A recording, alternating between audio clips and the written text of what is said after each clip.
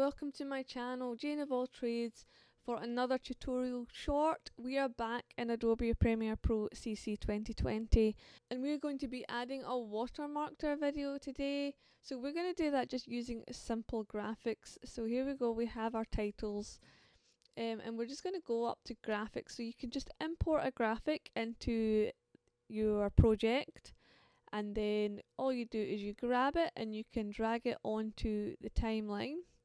Now my graphic is the same as my logo, which is also present in the video, so you can see it. It's now static there, sitting on the Jane of All Trades, but that's not where we want it.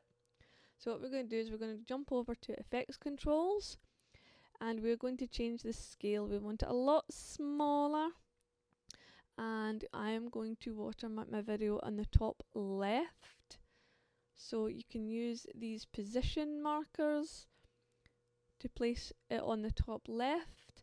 And another thing that we want to do is we want to change the opacity, because a watermark is usually a fade. It's not usually as prominent as that. So we're just going to take it down, and as I take it down you'll see it getting more and more ghostly. And there you go, that is essentially, you have got a watermark on your video. So you can use any graphic of any size. It doesn't even have to be so small. You could have a large watermark like that. You could have it full screen. You could have it over the full video, depending on what kind of content you're making and how heavy you want the watermark to be. You can make it so that it's so faded that you can hardly see it. And then all you do is you grab that and you stretch it throughout the content of your timeline, and it will just run from start to finish over your footage, and that way you've constantly got your watermark logo within your project. So that's all you have to do. That is how you watermark.